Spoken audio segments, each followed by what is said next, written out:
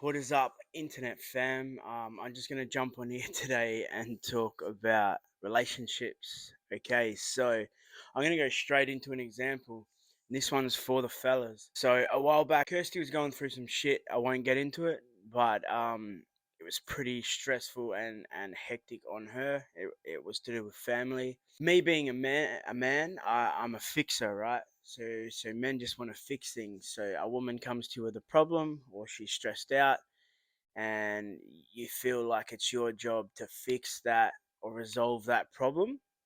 Now, I'm like, "Oh, I'm gonna do this and I'm gonna do that and fucking blah blah blah." And she's like, "No, that'll make it worse. Stay out of it," sort of thing. And then I'm like, "Oh well, I'm gonna fucking lose my shit and I'm gonna fucking say this." And she's like, "No, that'll make things worse as well." And I'm like, "What do you want me to fucking do?" Like, I just want to fucking help this situation. And Kirsty broke down and she's like, "I just wanted some support. I just want to be loved and supported and have someone to communicate with." And I'm like, "It's not that easy, surely." And then yeah, so we ended up having like a massive fight. Kirsty was like, "Do you know what? Sometimes like a woman just wants a hug and to be supported and told she's loved, and that's it." And I'm thinking in my head, I'm like, "It's not that simple, way. Surely it's not that simple." So anyway, next time that was all good, and then like a few months later, or whenever, something else happened, right? And I'm like, she come to me, and then my male ego and my dominance is like, "Yes, I need to fix this. Like, this is my job. If I can't fix this, I'm a failure. I have no purpose in this relationship. I'm useless.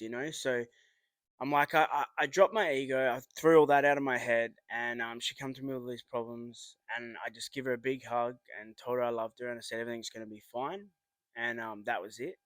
And she was like, "Whoa, you really did take on from that last altercation we had." And in my head, I'm like, "Boys, I've cracked it."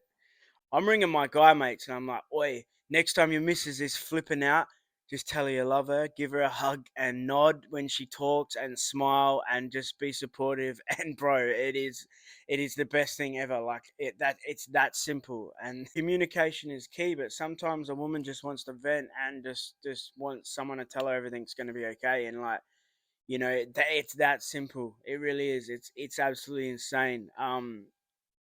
But yeah, like my advice too is like when you have a problem, so if just say a big bill comes in, right? You get this big bill in the mail, and your missus comes to you. She's like, "Fucking hell! Like, been leaving all the lights on, the water's on," and then you say to her like, "Oh, fuck off! You shaved your entire body before you tan the other day. You had a massive shower too, and you're always using the hair dryer and the hair straightener, and you leave it on, blah blah blah." And then there's a problem, right? An issue, which is the bill, and then you've got you and your partner. Now, a power couple, it's used to against the bill, and like not toxic, but definitely some relationship where their communication skills are not all there. It's gonna be it's gonna be them two versus each other, and now the bill's not even the problem anymore. Do you know what I mean? It's the two people going at each other, and "Oh yeah, well 6 months ago you did this. Yeah, well 8 months. Yeah, well, blah blah blah." So my thing is, if you can work as a team to solve the problem instead of the problem turning you against each other, then you will always win. And my example of that is like, okay, so the bill comes in, and the woman comes to the man and is like, "Look, we got this massive bill.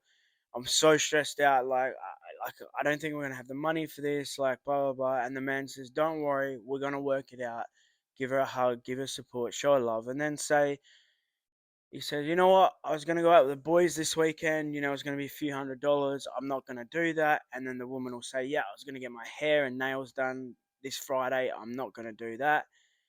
Then when we get back on top of things, we'll go out and we'll spoil ourselves, and we'll sacrifice now and we'll get on top of this and we'll learn from this. No more leaving lights on. Like, I'll have shorter showers. You don't use the blow dryer as much if it's not needed. And then it's like, then you go off in a direction like growth, like you're stronger and you're wiser and you're learning and you're communicating. And if you aren't doing that, then the relationship's not going to work. Or if one person's doing that and the other person's just not, then the relationship's not going to work. You need two people that meet in the middle every single time. And don't get me wrong, you're going to have your days, right? You're going to have your days. And those days definitely come with me and Kirsty. Don't worry about that. Um, but yeah, but with majority of the time, if you guys can just like understand each other, support each other, and just love each other, no matter what the problems are, then you guys will be alright. It'll be a good relationship.